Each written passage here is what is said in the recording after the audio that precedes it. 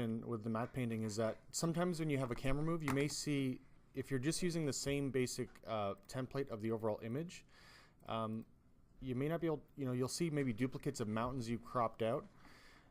So what I've done in my case, I had to do what's called an underpainting. So that means I had to kind of paint out, let's say, the mountain on this side, because if we just had that same image, it would show up twice. So you don't want to see the exact same mountain, let's say, or feature show up twice in your matte painting when you do the camera move in 3D. So for that, it's actually really simple and fast in Photoshop. Basically, you can load your selections if you've already generated them. So I'm going to just load this one here. I'll select it, so I can hit Control A to select all, Control C to copy.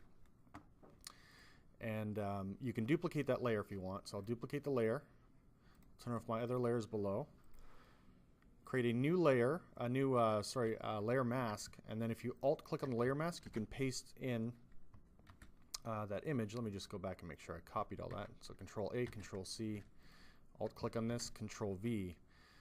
So now, if we turn this off, right, we've got this sort of hole through the image.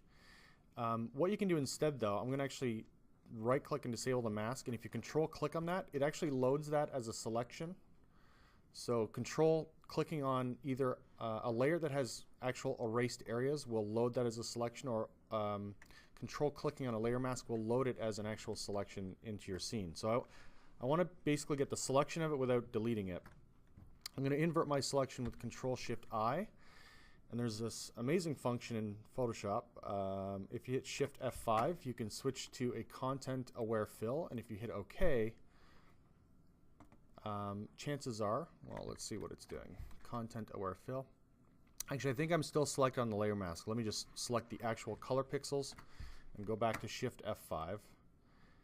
And voila, it does essentially an underpainting for you.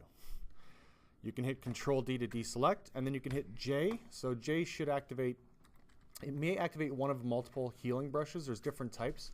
There's Spot Heal, which I use a lot. There's the healing brush, which allows you to sample an area and almost like clone it and blend it, like an advanced version of Spot clone stamp. There's the patch tool. I'm going to just do the Spot Heal. So I'm going to just fix up some of these like little weird clone bits. Let's see, yeah. Just take my brush size down, so I'll just go through here. Right, just paint out the duplicate roads and anything that looks a little too obvious and repetitive. There. So it's enough to kind of, trick your eye. So I've basically already done one. We can even brush a whole area like that. There we go. So I've already basically done one. Not that one, but this one. And so I've loaded that onto my sort of mid-ground object. So that's a little bit about underpainting. So now when I have a camera move, I don't have a duplicate of this layer here. So I'll show you what that would look like if I didn't have that fix. Which plane are we on here?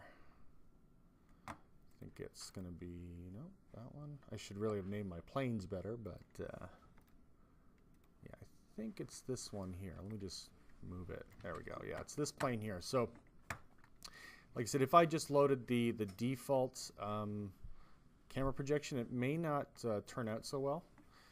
You may see a weird kind of clone of the mountain. So it's good to have a bit of an underpainting so we can kind of fake that there's a different kind of background behind there. Now, one other thing I want to mention as well, in terms of lighting, it's not in the original video tutorial, but I would suggest using flat lighting. In the video, I also suggested rendering with Maya software, but in this case, I think it's actually better to just render straight out of the viewport, but there are a few settings we need to look at. So in terms of shading, we should either do flat shading on all and flat lighting.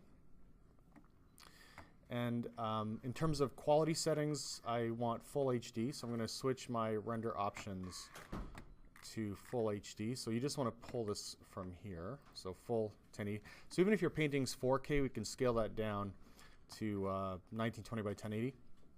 And in your render settings, under the Viewport 2.0 options, we'll go into these options.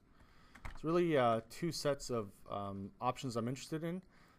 If you have clamp texture resolution on, you can either turn that off or decide to just crank it and basically regenerate and reload all your textures to make sure that they're high quality. And we also want to make sure anti-aliasing is set to the maximum. Both options, smooth wireframe, multi-sample, and sample count are turned up. So once that's done, then you can basically render out your playblast. Again, maximum quality. If you're rendering it as an AVI, you will have to recompress it. I find the codecs that are kind of available for AVI are not great. And you want to make sure your scale, again, is always set to 100. And also I usually turn off the view and show ornament options. So I'll have this save out to this path. And I will playblast. So this is just as valid as doing a software render. So that should be available. So you see how quick that is. It's definitely a lot faster than waiting for this in the software render.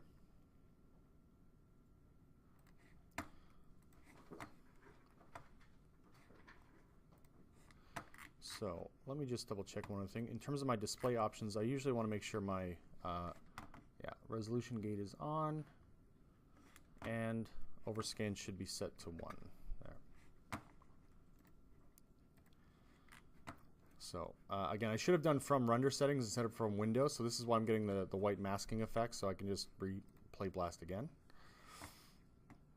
So I don't get that distracting kind of white bars around the framing. And one last step, which I'm now requiring this year as opposed to last year, is to have what's called a blowout. So I'll show you quickly how to animate that. So again, I'll just come back in here and do a quick preview. There. So we've got a nice kind of full frame view of this matte painting. We don't have the preview masking. Everything looks good. We've got parallax, which is really nice.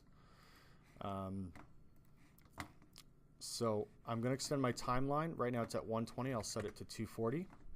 And what I've actually done is I've basically copied my last keyframe for the camera move, copied it, given it about a 20 frame kind of pause, and then animated the blowout here. So literally you'll do a play blast like this. It's very, very simple, very straightforward. So we basically get a sense of the camera move, the matte painting that's been done, and then we'll do the blowout so I can kind of see roughly how you've arranged your planes and your scene, okay? And again, we can, I'll just play blast. And my final step, again, I get these all the time, these massive uncompressed AVI files, and they're not easy to play back. So it's best to just take it into Adobe Media Encoder. It's super simple to just drop it in. Adobe Media Encoder is pretty smart. Its default is a fairly high quality preset when you drag it in. So we'll take a look at that, and that's basically the final step for the project. So I'll basically drag my movie in. It's going to automatically output to the same folder and set it to an MP4. And the only thing, like I said, I usually will change. I'll click on this high bitrate. I may just set it to maximum quality render. That's essentially the only option that I would need to turn on, and that's accessible by clicking on the preset. And you hit play, and that's it. It's going to do a nice compressed converted version of the uncompressed file. So the uncompressed file right now is 1.4 gigs. The compressed version should be around like 12 megs, which it is. So, and the main point of having like a high quality compressed video file is, you know, it saves a lot of space on your computer. It also is something like you can email to your client, to a boss, to a director or supervisor. So this is something that would be done all the time in industry practice. By the way, I'll just mention this last thing as well. You can put your own sort of sky just on this background plate and use it as a regular texture.